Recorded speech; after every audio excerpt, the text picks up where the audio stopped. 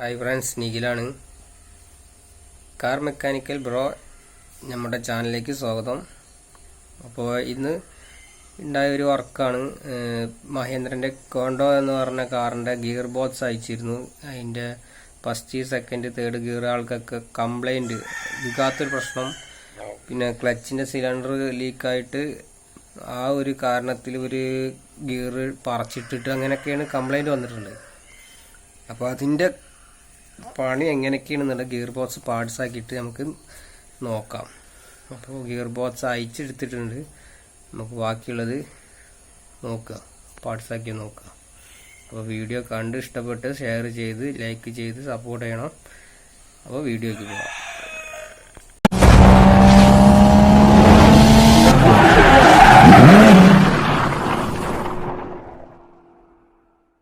അപ്പോൾ ഫ്രണ്ട്സ്, ഇതാണ് നമ്മളെ മോഡൽ. സൈലോൻ്റെ ഒക്കെ പോലെ തന്നെ ഇരിക്കും കോണ്ടോ. ഇത് മനസ്സിലാക്കാൻ വേണ്ടിയിട്ടാണ് ഞാൻ ഇങ്ങനെ ഒരു വീഡിയോ കാണിക്കുന്നത്. ബാക്ക് സൈഡിൽ നിന്ന് നോക്കുക എന്നുണ്ടെങ്കിൽ ഇതാവും, ലുക്കാണ് കാണാനൊക്കെ. ബാക്ക് വീൽ ഡ്രൈവാണ് വരുന്നത്, ഹൗസിങ് ബാക്കിൽ വരുന്നിട്ടാണ് വർക്കിംഗ് ഒക്കെ. ഗിയർ ബോക്സ് വ്യത്യാസമുണ്ട്, ഒരുപാട് വ്യത്യാസമുണ്ട്. നമ്മൾ ബൊലോറോ, മറ്റേ സൈലോ, സ്കോർപ്പിയോ ഒന്ന് വെച്ച് നോക്കുകയാണെങ്കിൽ രൂപമൊക്കെ ഒരേ പോലെയാണെങ്കിൽ ഒരുപാട് വ്യത്യാസങ്ങളുണ്ട്, ഉള്ളിലൊക്കെ വ്യത്യാസങ്ങളുണ്ട്. ഒക്കെ നമ്മൾ നോക്കണം, കണ്ടറിയണം. ഇപ്പോൾ ഗിയർ ബോക്സ് അയച്ചു താഴത്തേക്ക് വെച്ചു. ഇതാണ് ഗിയർ ബോക്സ്. ഗിയർ ബോക്സ് സെലക്ടറൊക്കെ ഒരു വേറെ ടൈപ്പായിട്ടാണ് കാണിക്കുന്നത്. ഇത് KUV കോണ്ടോ, അതേമാതിരി TUV ഇതിനൊക്കെ വരുന്ന പോലെ തന്നെ. സിലിണ്ടറൊക്കെ ലീക്കാണ്, ഈ സിലിണ്ടർ ലീക്കാണ് എല്ലാത്തിനും കാരണം. സിലിണ്ടറിനൊക്കെ ആ കംപ്ലൈൻറ്റ് കാരണം ഗിയർ വീഴാത്ത ഗിയറിനെ പിടിച്ച് വലിച്ച് ഇട്ടിട്ടാണ് ഓരോ ഗിയറിന് കംപ്ലൈൻറ്റ് വന്നത് എന്നാണ് ഞാൻ മനസ്സിലാക്കിയത്. ഗിയർ ഓയിൽ ചോർത്തിയിട്ട് നമുക്ക് ഗിയർ ബോക്സ് എത്രയും പെട്ടെന്ന് വാട്സാപ്പ് ഗിയർ ഓയിൽ എന്താ പാട് നോക്കട്ടെ. ഗിയർ ഓയിലിനൊക്കെ കളർ വ്യത്യാസം, ജ്യൂസ് അടിച്ച മാതിരി ഒന്നും കാണുന്നില്ല, സ്മൂത്തായിട്ട് കാണുന്നുണ്ട്. എന്തായാലും ഉള്ളിലെ അവസ്ഥ അയച്ചാൽ തന്നെ അറിയുള്ളൂ. ഓയിൽ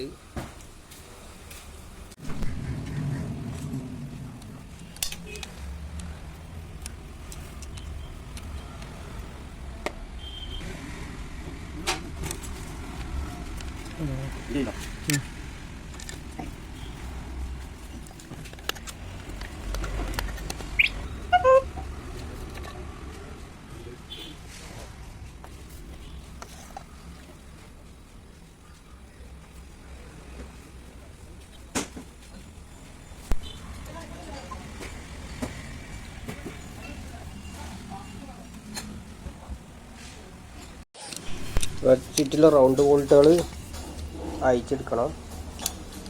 1, 2, 3, 4, 8 വോൾട്ട്, 9 വോൾട്ട് ഫ്രണ്ടിൽ വരുന്നുണ്ട്.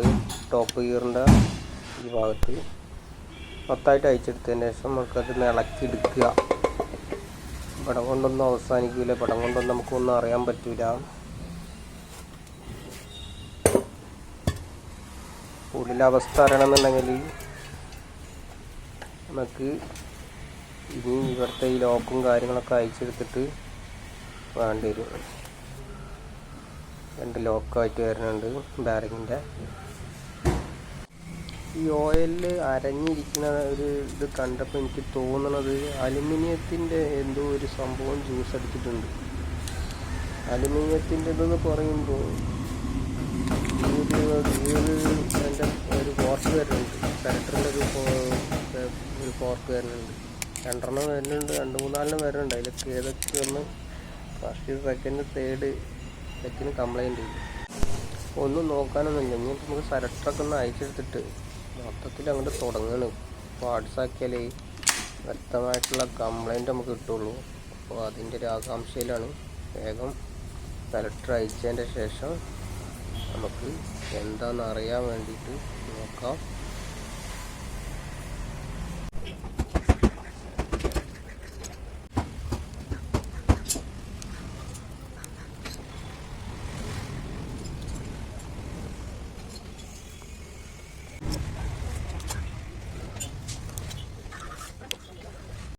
ഔട്ടർ ഇന്നർ ലോക്ക് നമ്മൾ ഇതിമെന്ന് അയച്ചെടുത്ത് ഈ ബെയറിംഗ് ടോപ്പ് ഗിയർ വരുന്ന ഭാഗത്ത് ബാക്കിയുള്ള പണിത്തരം കെട്ടാൻ പോകുന്നു.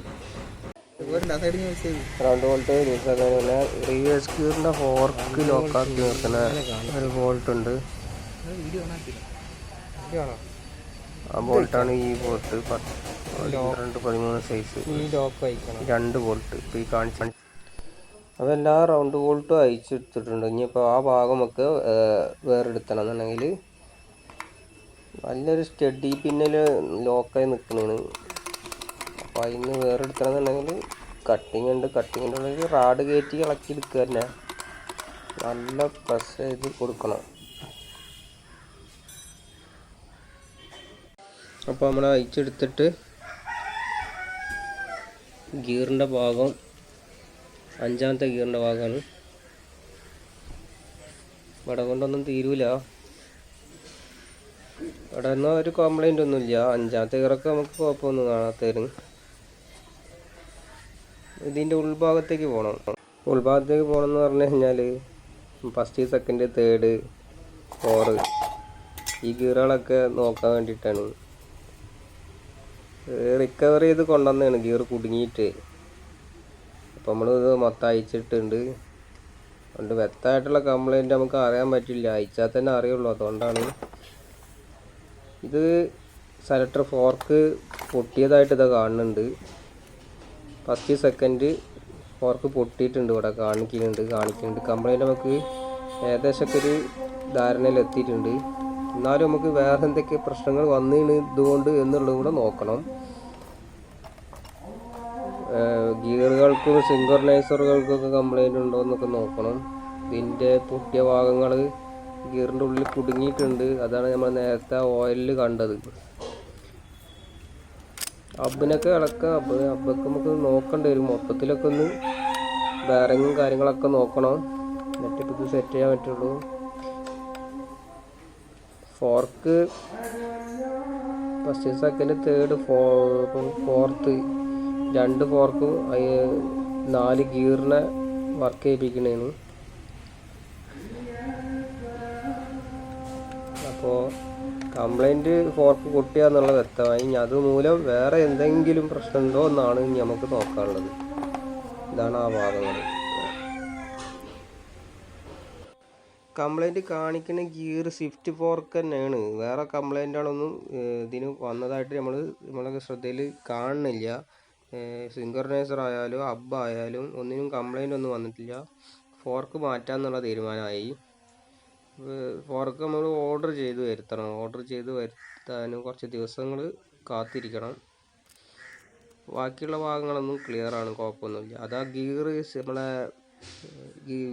ക്ലച്ച് സിലിണ്ടർ ലീക്ക് വന്ന് അത് ഗിയർ ടൈറ്റ് വന്ന് ലീക്ക് വന്ന് പെഡല് വർക്ക് ചെയ്യാതായിട്ട് അങ്ങനെ ഗിയർ വലിച്ച് വാരി ഇട്ടിട്ടാണ് ഇങ്ങനെ കംപ്ലൈൻറ്റ് വരാൻ കാരണം, ഫോർക്കുകൾ പൊട്ടാൻ കാരണം. നമുക്ക് സാധനം കിട്ടി. ക്ലച്ച് ഫോർക്ക് കിട്ടിയിട്ടുണ്ട്. ഗിയർ ഷിഫ്റ്റ് ഫോർക്ക്, ഗിയറിനെ ഷിഫ്റ്റ് ചെയ്യുന്ന ഫോർക്ക്. വലിയ വിലയൊന്നുമില്ല. പൊട്ടാനുള്ള കാരണം ഞാൻ പറഞ്ഞല്ലോ, ശ്രദ്ധിക്കണം. ഗിയറിനൊക്കെ ടൈറ്റ് വരിക, നമ്മൾ പെഡലിനൊക്കെ ഒരു സുഖക്കുറവ് വരിക, പെഡൽ പ്ലേ കൂടുതൽ വന്നു കഴിഞ്ഞാലൊക്കെ ഇതുപോലെ ഗിയർ ടൈറ്റുള്ള ഗിയർ നമ്മൾ വലിച്ചു വാരിയിടരുത്. ഇതുപോലെ സംഭവിക്കും.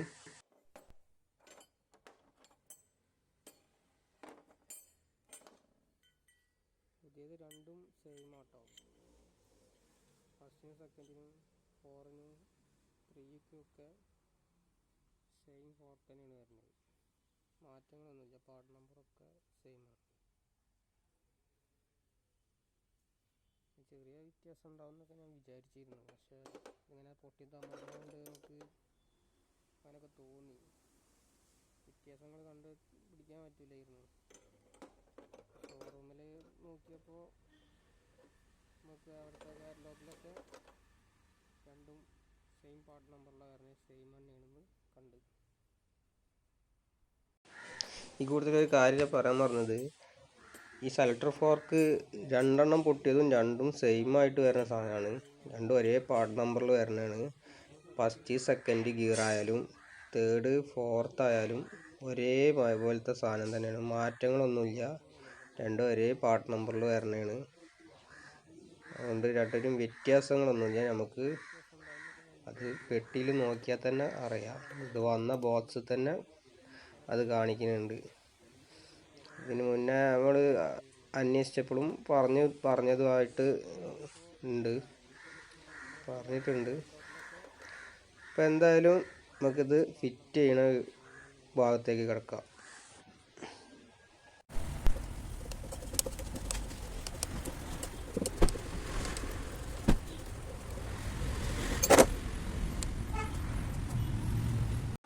ഫ്രണ്ട്സ്, അപ്പോൾ ഫസ്റ്റ് സെക്കൻഡ് ഫോർക്ക് നമ്മൾ കുടുക്കിയിട്ടുണ്ട്. സെലക്ടർ ഫോർക്ക് നമ്മൾ കുടുക്കി. ഇനി തേർഡ് സെലക്ടർ ഫോർക്ക് കുടുക്കിക്കൊണ്ടിരിക്കുകയാണ്. ഒരു കയ്യിൽ ക്യാമറ, ഒരു കൈ കൊണ്ടുള്ള പണിയാണ്. അതുകൊണ്ടാണ് ഇങ്ങനെ സപ്പോർട്ട് ചെയ്യാൻ ഹെൽപ്പർമാരൊക്കെ ഇല്ല. ഇത് ഒരു ലീവുള്ള ദിവസം വന്ന് സെറ്റ് ചെയ്യണതുകൊണ്ടാണ്. അപ്പോൾ ഫോർക്ക് അവിടെ ഒന്ന് സപ്പോർട്ട് ചെയ്താൽ കയറിപ്പോവും. സിമ്പിളായിട്ടുള്ള കാര്യങ്ങളാണ്. വീഡിയോ ചെയ്യാൻ വേണ്ടിയിട്ടാണ് റിസ്ക് എടുക്കുന്നത്. ഫ്രണ്ട്സ്, അപ്പോൾ സെലക്ടർ ഫോർക്കിന് ലോക്ക് നമ്മൾ അടിച്ച് കയറ്റുന്നതിന് മുന്നേ സെലക്ടർ ഫോർക്ക് പൊസിഷൻ ഒരിക്കലും തെറ്റാതെ ഇരിക്കാൻ നോക്കുക. അത് തിരികെ വന്നു കഴിഞ്ഞാൽ ഗിയറൊന്നും വീഴില്ല. ഫ്രണ്ട്സ്, എനിക്കൊരു കാര്യം കൂടെ പറയാനുള്ളതെന്ന് വെച്ചാൽ, ഈ കോണ്ടോ എന്ന് പറഞ്ഞ ഗിയർ ബോക്സ്, അതിൻ്റെ ഗിയർ ബോക്സ് ഇതുവരെ ആരും പാർട്സായിട്ട് യൂട്യൂബിൽ വീഡിയോ ഒന്നും കണ്ടിട്ടില്ല. ബൊലോറോ, സൈലോ, അതേമാതിരി സ്കോർപ്പിയോ, ഇതിൻ്റെയൊക്കെ ഒരുപാട് വീഡിയോ ഉണ്ട്. അതിലൊക്കെ വ്യത്യാസം വരുന്നത് ഞാൻ നോക്കി നോക്കണം. സെലക്ടർ ഫോർക്കിലൊക്കെ ഒരുപാട് വ്യത്യാസമുണ്ട്, ഗിയറിൽ വ്യത്യാസമുണ്ട്. അപ്പോൾ ഈ വീഡിയോ ഉപകാരപ്പെടും. എന്തായാലും അപ്പോൾ ബോണ്ടൊക്കെ തേച്ച് ബാക്കിയുള്ള ഭാഗങ്ങൾ സെറ്റ് ചെയ്യാൻ പോവുകയാണ്. സെലക്ടറിൻ്റെ ഭാഗത്ത് കുറച്ച് മേജറാണ്. അത് എടുക്കുമ്പോൾ നമ്മൾ ശ്രദ്ധിക്കേണ്ട കുറച്ച് കാര്യങ്ങളുണ്ട്. ഇതിൽ വീഡിയോയിൽ വ്യക്തമായിട്ട് കണ്ട് കാണിക്കാൻ പറ്റുന്നില്ല, എന്നാലും ശ്രമിക്കാം.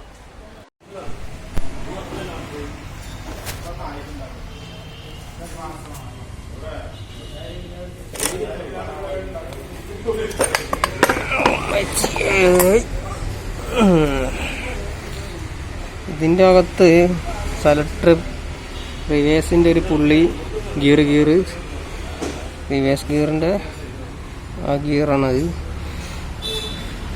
സെലക്ടറിൻ്റെ ഭാഗം കൊടുക്കുമ്പോൾ ഒന്ന് നോക്കി കൊടുക്കണം കേട്ടോ. റിസ്ക് ഉള്ള ഏരിയയാണ്. ഓൾറെഡി ഈ ബാറിങ്ങിൻ്റെ ഭാഗം അവിടെ എത്തുന്നൊരു അയച്ചെടുക്കുമ്പോൾ ഒരു ചെറിയൊരു പൊട്ടൽ വന്നിട്ടുണ്ട്. പക്ഷെ മാറ്റാൻ സാധനം ഈ ഒരു ഗിയർ ഫുൾ അസംബ്ലി ആയിട്ടേ കിട്ടുള്ളൂ. അതുകൊണ്ട് നമ്മൾ പിന്നെ അത് മാറ്റാൻ നിന്നിട്ടില്ല. ഒന്നും പ്രശ്നം ഉണ്ടാവില്ല, ശ്രദ്ധിച്ച് കയറ്റിയാൽ മതി. ഗമ്മൊക്കെ ഇട്ടിട്ടുണ്ട്. അപ്പോൾ അത് കയറ്റട്ടെ കേട്ടോ. ഒറ്റയ്ക്കായതുകൊണ്ട് ഒരു വീഡിയോ ചെയ്യാൻ നമുക്ക് റിസ്ക് ആയതുകൊണ്ട് ഒറ്റയ്ക്കാണ് ഞാൻ തന്നെയാണ് വീഡിയോ ചെയ്യണത്, സെറ്റ് ചെയ്യണം. അതുകൊണ്ടാണ് കയറ്റണതൊന്നും കാണിക്കാത്തത്. അപ്പോൾ ഫ്രണ്ട്സ്, നമ്മളെല്ലാ വർക്കും ഫിനിഷ് ചെയ്ത് ഗിയർ ബോക്സ് സെറ്റ് ചെയ്ത് എല്ലാം ഓക്കെ ആയിട്ടുണ്ട്. ഇനിയിത് വണ്ടിയുടെ മുകളിലേക്ക് സെറ്റ് ചെയ്ത് വെച്ചതിന് ശേഷം ടെസ്റ്റ് ഡ്രൈവിലൂടെ നമുക്ക് കാര്യങ്ങൾ അറിയാം. അപ്പോൾ നമ്മൾ കോണ്ടോൻ്റെ ഗിയർ ബോക്സ് ഒക്കെ സെറ്റ് ചെയ്ത് ടെസ്റ്റ് ഡ്രൈവിന് വേണ്ടി പുറത്തേക്ക് ഇറക്കി. അപ്പോൾ നമ്മൾ എല്ലാ ഭാഗങ്ങളും ക്ലിയർ ആണോ നോക്കുകയാണ്. ഫസ്റ്റ് ഓക്കെ ആയിട്ട് എല്ലാ ഭാഗങ്ങളും ക്ലിയർ ആണെന്നുള്ളത്. സെക്കൻഡ്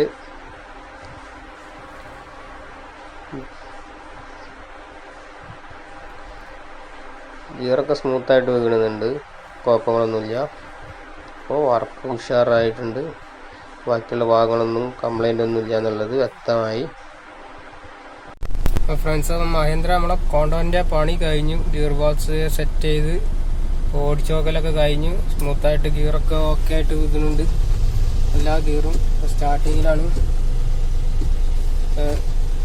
സ്റ്റാർട്ട് ചെയ്തിട്ടാണെങ്കിലും ഓഫ് ചെയ്തിട്ടാണെങ്കിലും ഗിയർ വീടിയിരുന്നില്ല. അതിൻ്റെ കാരണങ്ങളൊക്കെ വ്യക്തമായിട്ട് വീഡിയോയിൽ കണ്ടല്ലോ. വീഡിയോ കണ്ട് ഇഷ്ടപ്പെട്ട് കഴിഞ്ഞാൽ ഷെയർ ചെയ്ത് ലൈക്ക് ചെയ്ത് സബ്സ്ക്രൈബ് ചെയ്ത് നമ്മളെ സപ്പോർട്ട് ചെയ്യണം. ഇപ്പോഴേ ഇതുപോലത്തെ ഓരോ വീഡിയോ ചെയ്യാനുള്ള ഒരു പ്രചോദനം ഉണ്ടാവുള്ളൂ. Okay, thank you.